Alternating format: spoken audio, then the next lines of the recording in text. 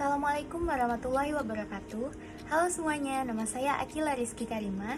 Saya dari kelas A Agribisnis Indralaya angkatan 2020.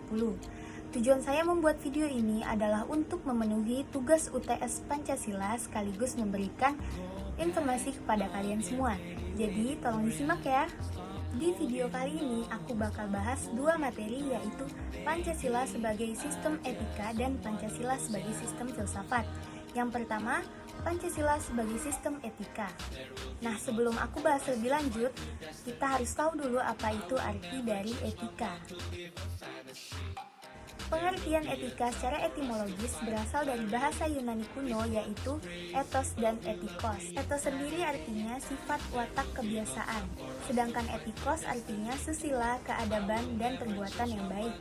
Pengertian ethics atau etika yang sebenarnya adalah kebiasaan.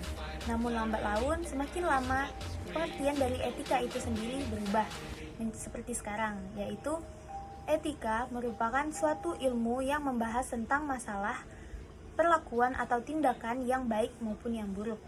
Sekarang aku akan bahas tentang etika Pancasila atau Pancasila sebagai sistem etika. Etika Pancasila merupakan suatu cabang filsafat yang dijabarkan dari sila-sila Pancasila yang bertujuan untuk mengatur perlakuan dalam bermasyarakat, berbangsa, dan bernegara di Indonesia. Di dalam etika Pancasila terkandung nilai-nilai ketuhanan, kemanusiaan, persatuan, kerakyatan, dan keadilan. Sila pertama yang berbunyi ketuhanan yang Maha Esa.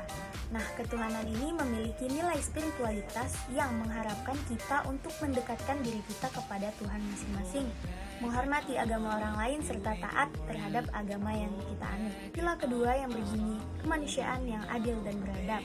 Kemanusiaan memiliki dimensi nilai humanus yang membantu meningkatkan kualitas kemanusiaan dalam pergaulan antar sesama. Sila ketiga yang berbunyi persatuan Indonesia. Persatuan memiliki nilai solidaritas, rasa kebersamaan, dan cinta tanah air. Sila keempat yang berbunyi kerakyatan yang dipimpin oleh hikmat kebijaksanaan dalam permusyawaratan perwakilan. Nah, kerakyatan ini memiliki nilai sikap berupa menghargai orang lain, mendengarkan pendapat orang lain, dan tidak memaksakan kehendak diri kepada orang lain. Yang terakhir yaitu sila kelima, keadilan sosial bagi seluruh rakyat Indonesia. Keadilan memiliki nilai rasa kepedulian kepada orang lain, rasa kebersamaan, dan ingin membantu orang yang dalam kesulitan. Jadi inti dari pentingnya Pancasila sebagai sistem etika merupakan menjadi suatu rambu normatif untuk mengatur perilaku berbangsa, bernegara, dan bermasyarakat di Indonesia. Dengan begitu, pelanggaran yang terjadi dalam kehidupan berbangsa kita, seperti korupsi dan penyalahgunaan kekuasaan, itu diharapkan dapat menjadi lebih sedikit maupun dapat hilang.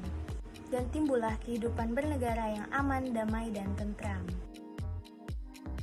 Yang kedua, saya akan membahas tentang Pancasila sebagai sistem filsafat. Pancasila dapat dikatakan filsafat karena Pancasila berasal dari perenungan jiwa yang mendalam oleh The Founding Fathers Indonesia yang dituangkan ke dalam sistem.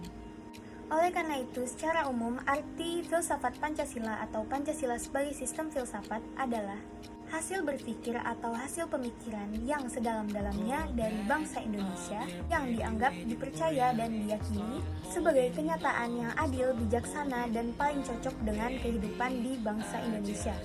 Filsafat Pancasila kemudian dikembangkan oleh Presiden Soekarno pada tahun 1955 sampai 1965. Sebagai sistem filsafat, Pancasila memiliki 3 dasar, yaitu dasar ontologis, epistemologis, dan aksiologi. Secara ontologis, Pancasila sebagai sistem filsafat dimaksudkan untuk mengetahui hakikat dasar dari sila-sila Pancasila. Pancasila memiliki 5 sila. Nah, sila-silanya ini tidak dapat berdiri sendiri, melainkan harus menjadi suatu kesatuan dasar ontologis.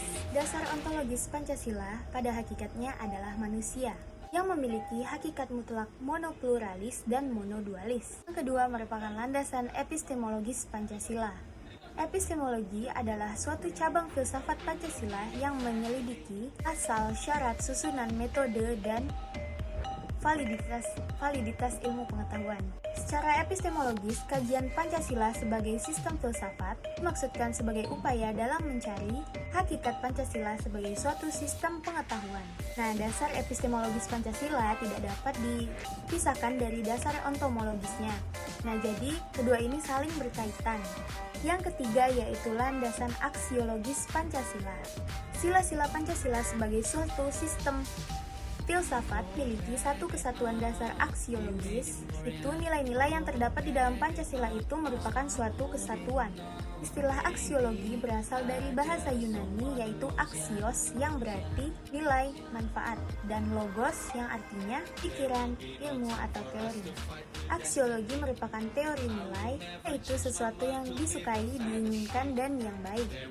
Sekian dulu penjelasan dari saya. Terima kasih buat yang udah nonton sampai akhir. Saya pamit. Assalamualaikum warahmatullahi wabarakatuh.